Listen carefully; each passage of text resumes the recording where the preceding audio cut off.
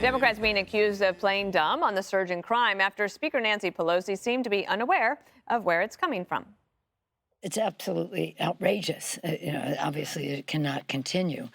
But the fact is that there is an attitude of lawlessness in our country that springs from I don't know where. Maybe you do. And we cannot have that lawlessness become the norm. Pelosi apparently forgetting what members of her own party have been saying for months.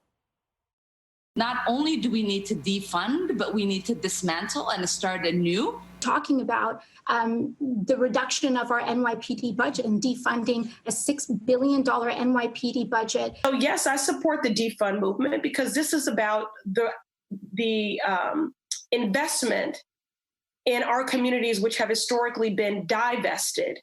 I am for defunding the police. Defund the police does not mean abolish the police.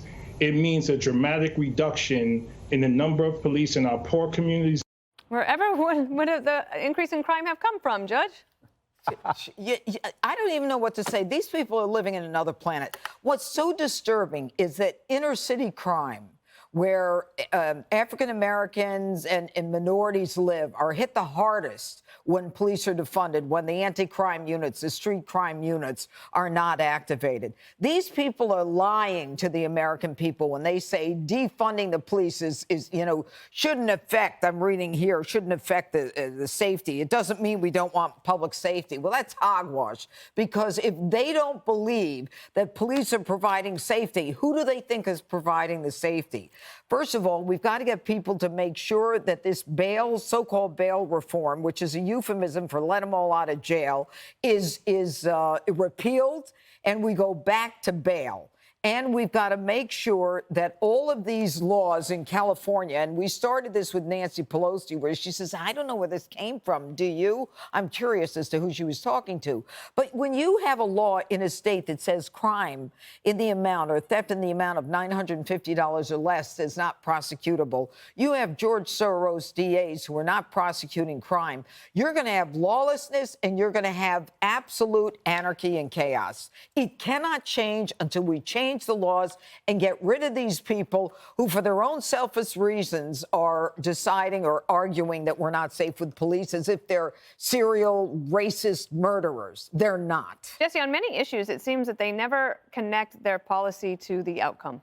No, I mean, she only cares about crime when it comes to her doorstep. Remember they smashed and grabbed on January 6th in her office a little bit? What'd she do? She thought about lawlessness then. She impeached the president. She put fences up everywhere, threw everybody with a MAGA hat in prison. She knew exactly what happened then, but Kenosha goes up in flames, doesn't say anything. You know, David Dorn gets shot in the head, doesn't say anything. She doesn't care when it happens to your neighborhood. But if it comes to her gated estate, if it comes to her vineyard or wherever she works, then she's going to say something. Once you're older, you're supposed to be wiser.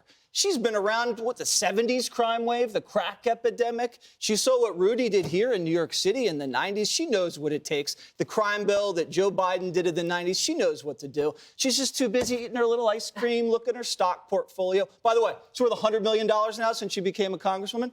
That's lawlessness. That's a crime. We should look into that. I agree. That's what we should be really focused on. Geraldo, But, she doesn't care. Can you look into that, please? Can you look into that, Geraldo? Wait a second. Let me write that down. Still at large? I know where the attitude of lawlessness is coming from. Where?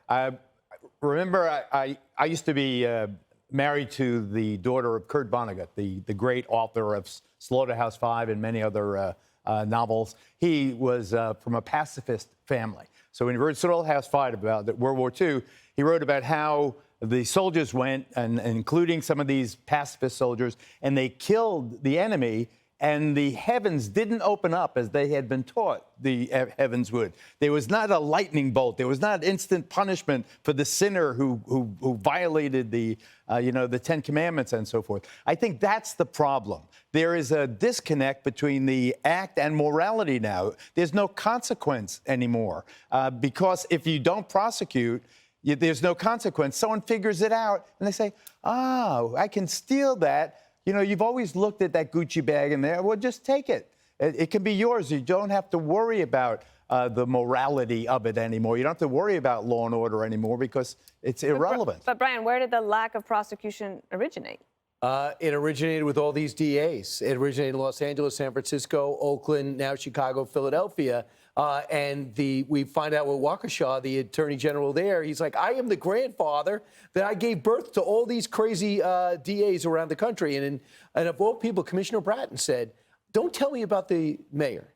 Don't tell me about the police chief. Tell me about the DAs. He said that yesterday, and he says it's George Soros' fund. Hardly a conspiracy theorist. What I'm wondering is this, and you're probably the only one equipped to answer this, because you always think deep, Jamie. I was going to ask you what that qualification was, but good. Okay.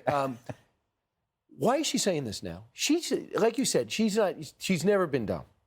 She's like, I can't believe people are doing this, not because they're hungry, it's because they're making money off it, because they're selling it, this is organized.